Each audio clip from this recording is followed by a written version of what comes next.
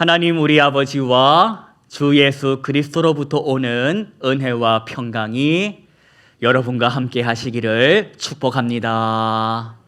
오늘입니다. 오늘 140년 전 오늘입니다. 140년 전이면 언제입니까? 1885년 언더우드 선교사가 편지를 씁니다. 참고로 언더우드 선교사가 누군지를 좀 소개해 드리겠습니다. 언더우드 선교사는 1885년도에 우리 조선에 들어온 선교사님입니다. 그가 조선에 들어와 교회를 세우고 학교를 세우고 병원을 세웠는데 그 학교와 교회와 병원이 오늘날 무슨 이름으로 불리냐?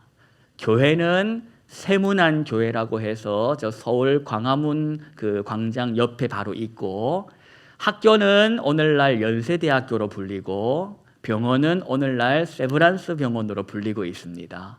그 일을 했던 선교사님이 누구냐? 언더우드 선교사다. 그 선교사님이 140년 전 오늘 편지를 쓰고 있었다는 겁니다. 어디서 편지를 썼냐? 복명동에서 편지를 쓴 게 아니고 저기 일본 나가사키에서, 아니 요코하마에서 편지를 쓰고 있었습니다. 일본 요코하마에서 편지를 썼다. 누구에게 쓴 편지인가 하니 자신을 파송한 미국 북장로교 선교본부의 총무 목사님에게 쓴 편지였습니다. 내용은 이랬습니다. 자기가 이제 조선으로 가려면 여기서 다시 배를 타고 나가사키로 가야 하고, 나가사키에서 배를 타고 조선으로 가야 하는데 그 배편이, 바로 나가사키로 가는 배편이 내일 있다. 그런데 자기는 내일 있을 그 배편을 이용하지 않고 그 다음 배편을 이용하려고 한다라는 내용이었습니다. 자기가 이제 내일 배를 타고 나가사키로 가고 착착 가는 게 아니라 이번 배를 건너뛰고 한두 달 뒤에나 있을 배를 이용하겠다라는 겁니다. 왜 그랬을까? 언더우드 선교사는 요 요코하마에서 꼭 만나보고 싶었던 사람이 있었기 때문입니다. 누구를 만나고 싶었는가 하니 바로 그 사람이 이수정이라는 사람이었습니다. 이수정이라는 이 사람은 이모군란 당시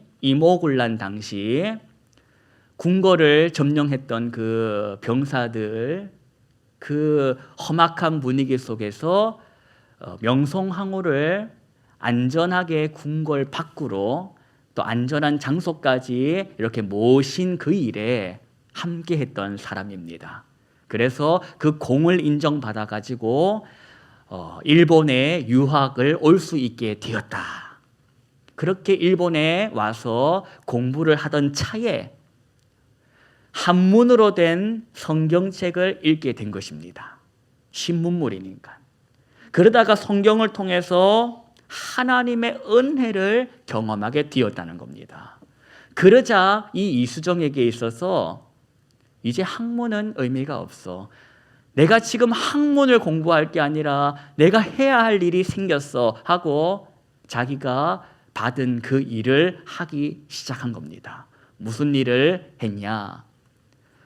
우리 조선 사람들이 읽을 성경을 내가 번역을 해야 되겠어 하면서 성경 번역하는 일을 일본에서 했다는 겁니다. 한문으로 된 성경을 조선의 글과 말로 이렇게 번역하는 일을 했다는 겁니다. 동시에 그 일을 하면서 세례를 받는데 도쿄에 있는 한 일본 교회에서 미국 선교사 녹스 선교사를 통하여 세례를 받습니다. 그래서 일본에서 최초로 세례를 받은 한국 사람이 된 것입니다. 그리고 이렇게 성경을 번역하던 차에 내가 성경을 번역하면 이 성경을 가지고 가서 복음을 전할 사람이 필요한데 복음을 전할 사람이 필요하다고 말을 해야 되겠구나 하면서 미국 선교본부에 편지를 하나 씁니다.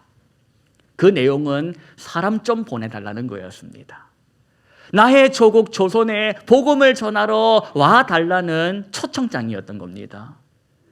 내가 조선의 말도 가르쳐주고 글도 가르쳐줄 테니 제발이지 조선으로 와달라는 그런 간절한 요청이었습니다.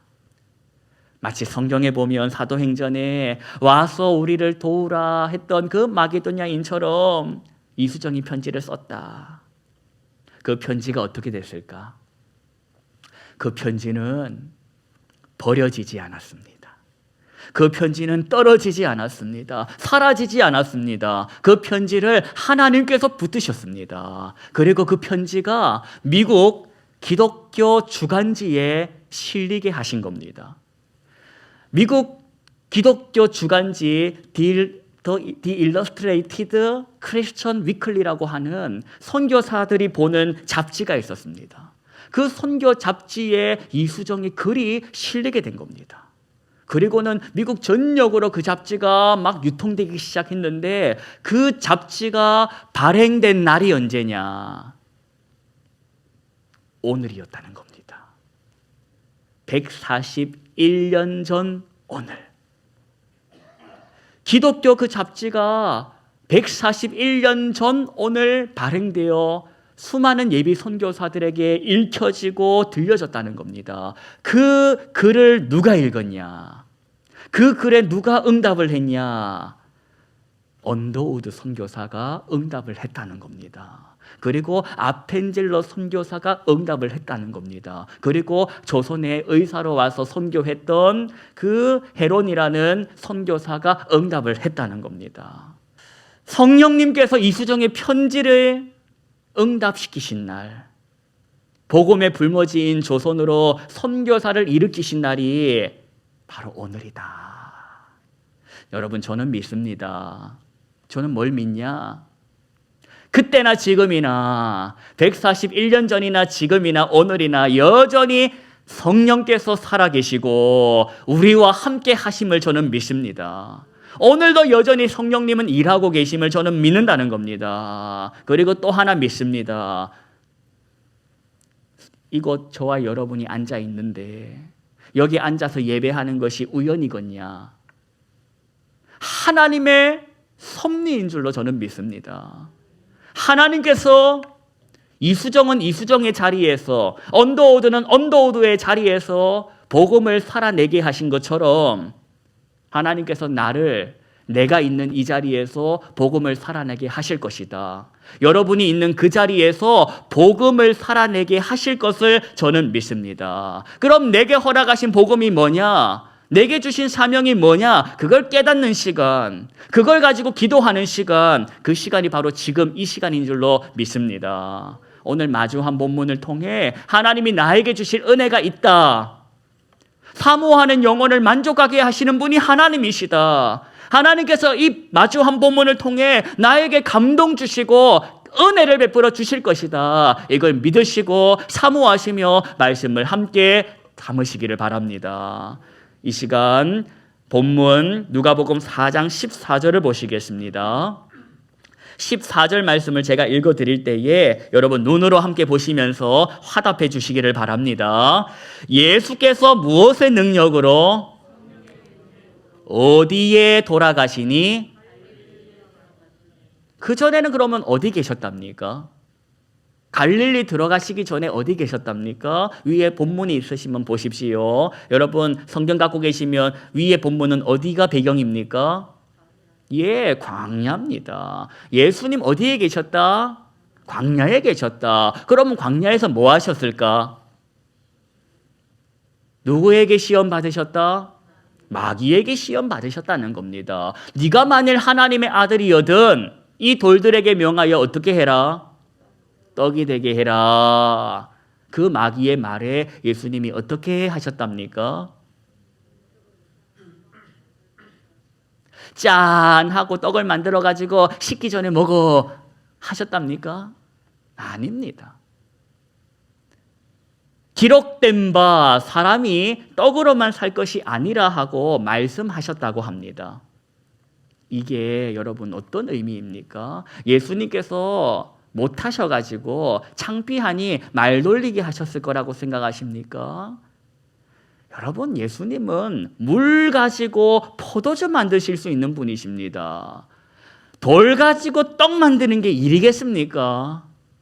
충분히 하실 수 있는데 마귀의 말에는 주님께서 응답하지 않았다는 겁니다. 하나님의 말씀을 가지고 가르칠 뿐이라는 겁니다. 주 너의 하나님께 경배하고 그를 섬겨라고, 주 너의 하나님을 시험하지 말라고 하나님의 말씀을 가지고 마귀에게 명하시더라는 겁니다. 그러자 마귀가 어쨌답니까? 떠났다는 겁니다. 떠났다. 예수님의 제자가 된 것이 아니라 떠났다. 따랐다가 아니라 떠났다. 그리고 예수님도 이제 그곳 광야의 시간을 정리하시고 오늘 본문을 보니까 어디로 오셨답니까? 예, 갈릴리. 그리고 15절을 보십시오. 친히 회당에서 가르치셨다고 합니다. 그리고 그렇게 가르치실 때에 무슨 사람들로부터 뭘 받으셨다? 같은 말로 하면 칭찬, 같은 말로 하면 영광을 받으셨다는 겁니다. 그리고 16절을 보십시오. 이번에는 예수님께서 어딜 오셨답니까? 예, 나사렛. 16절에 보시니까 나사렛이라는 곳은 예수님에게 어떤 곳? 어떤 곳? 자라나신 곳. 쉽게 말하면 고향이다. 고향에 오셨다는 겁니다. 그리고 안식일마다 늘 하시던 대로 어디 가셨다? 예. 그런데 들어가셔가지고 뭐 하셨답니까? 성경 읽으려고 서 계셨답니다. 여러분, 이게 의미하는 건 예수님께서 그날 그 회당에 성경 봉독자로 그리고 설교자로 미리 초청받으셨다라는 걸 의미합니다. 왜냐하면 아무나 누구나 질서 없이 회당 와가지고 성경 읽을 수 없었습니다. 설교할 수가 없었습니다. 순서 맡을 수가 없었습니다. 그러니 설교자로 봉독자로 주님께서 성경 읽으시고 하셨다라는 건 미리 초청받았다는 걸 의미하는 겁니다. 그렇게 예수님께서 회당에 들어가서 성경 읽으려고 서실 때에 성경을 예수님께 전해준 사람이 있었답니다. 그가 예수님께 17절 보니까 어떤 글? 예, 쉽게 말하면 이사야서를 예수님께 전해드렸다는 겁니다. 여러분, 이걸 또 이해하려면 회당 예배의 전통을 알아야 합니다. 회당 예배의 전통. 그 당시 회당에서는 미리 정해진 본문을 읽는 게 전통이었습니다. 예수님께서 이사야의 글을 미리 정해 오신 게 아니라 그때마다 절기력이 있었고 그 절기력에 따라 읽어야 할 본문이 다 이미 정해져 있었다는 겁니다. 그리고 그 초대교회 전통, 그 회당 예배의 전통이 초대교회로 이어졌고 그 초대교회 전통이 오늘날까지 이어지고 있습니다. 이게 이해가 되십니까? 세계개혁교회가 연합으로 사용하고 있는 공동성서 정과라는 게 있습니다. 공동성서 정과. 쉽게 말하면 성경 읽기표가 있다는 겁니다. 세계개혁교회가 연합으로 쓰는 성경 읽기표가 있다. 그렇게 예수님도 회당에서 미리 정해진 본문을 받으셨고 읽으셔야 했는데 그 말씀이 어떤 말씀이었는지 나와 있습니다. 누가복음 4장 18절하고 19절 보십시오. 저와 여러분이 이 두 구절의 말씀을 함께 합독하시겠습니다. 주의 성령이 내게 임하셨으니 이는 가난한 자에게 복음을 전하게 하시려고 내게 기름을 부으시고 나를 보내사 포로된 자에게 자유를 눈먼 자에게 다시 보게 함을 전파하며 눌린 자를 자유롭게 하고 주의 은혜의 해를 전파하게 하려 하심이라 하였더라. 그리고는 책을 덮어 맡은 자에게 주시고는 어쩌셨답니까? 앉으셨답니다. 이건 또 뭘 의미하냐? 설교자의 자리로 가서 앉으셨다는 겁니다. 당시 설교자는 설교자 전용 의자가 있었고 거기 앉아서 설교를 했습니다. 그래서 예수님이 그 자리에 가셔서 앉으셨을 때 20절 첫머리를 보니까 회당에 있는 자들이 다 어쨌답니까? 다 주목하여 본 겁니다. 이게 무슨 의미겠습니까? 이제 설교 시작하시네 하고 쳐다봤다는 겁니다. 그때 자기를 주목하여 보는 자들에게 예수님께서 딱 한 말씀 하시고 설교 끝 하셨습니다. 그 말씀이 뭐냐? 21절. 이 글이 언제? 오늘. 어제도 아니요. 내일도 아니요. 언제? 오늘 너희 귀에 응했다. 이사야 선지자가 예언한 말씀이 이루어졌다. 언제 이루어졌다? 오늘 이루어졌다 하고 선포하시더라는 겁니다. 그러자 무슨 일이 일어났냐? 사람들이 놀랬답니다. 그런데 여러분, 놀랬을 뿐 이 사람들이 자기들 눈앞에 있는 이 예수가 메시아라는 걸 알아보지를 못했다는 겁니다. 그토록 기다려왔던 그리스도, 같은 말로 메시아가 이분인지를 알아보지를 못했다는 겁니다. 그분의 음성을 듣고 있다는 걸 깨닫지 못했다는 겁니다. 그걸 모르면 어떻게 사는지 아십니까? 예수님을 알아보지 못하는 인생은 오늘이라는 시간을 어떻게 사는 줄 아십니까? 이 뒤에 말씀을 쭉 보시면 이들이 예수님께 화를 냈답니다. 그리고는 예수님을 쫓아냈답니다. 심지어 예수님을 어떻게 하려고 했답니까? 낭떠러지에 떨어뜨려 죽이려고 했다고 합니다. 예수를 알아보지 못하는 사람의 인생의 하루는 뭐냐? 사람 살리는 데 하루를 쓰지 않고 사람 잡는 일에 하루를 쓴다는 겁니다.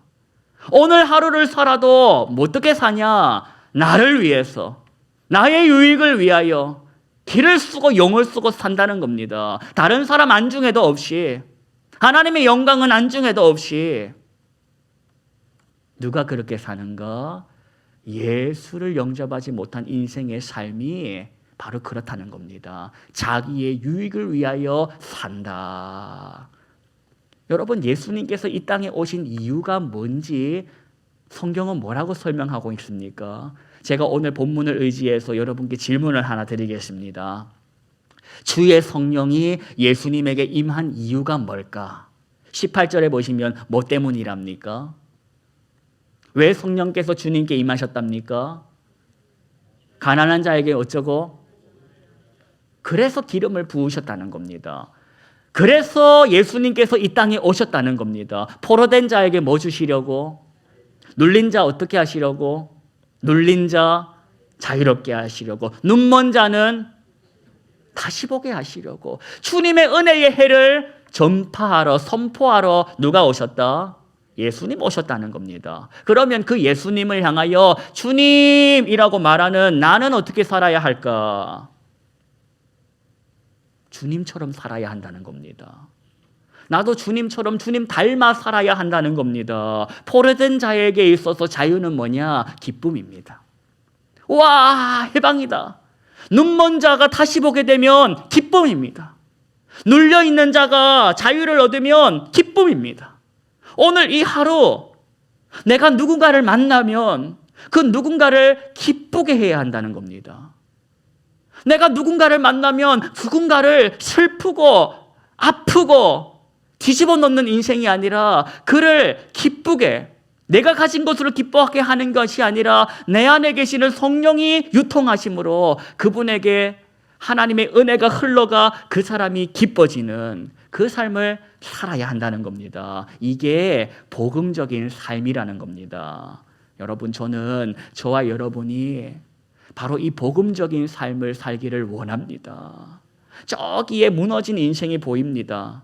저기 보니까 자빠진 인생이 보입니다. 저기 보이니까 사람과 사건에 뒤어가지고 쩔쩔쩔 매는 인생이 보입니다. 그 인생 보이는데 저 인생 내가 도와주면 피곤해질까 봐 모른 척하고 지나가고 싶습니다. 저런 인생이 뭐 한둘이야 하면서 눈 감고 지나가고 싶습니다. 그런데 그때 마음이 불편합니다. 예수님이 만약에 그때 나를 모른 척 하셨으면, 하나님께서 그 사람을 통해, 그 사건을 통해 나를 만져주시지 않았다면 나는 지금 저 인생과 같이 폐인으로 있을 거 아니야. 만약에 하나님이 그때의 사건과 사람을 통해 날 붙들어 주시지 않았다면 내가 그때나 일어날 수 있었겠냐.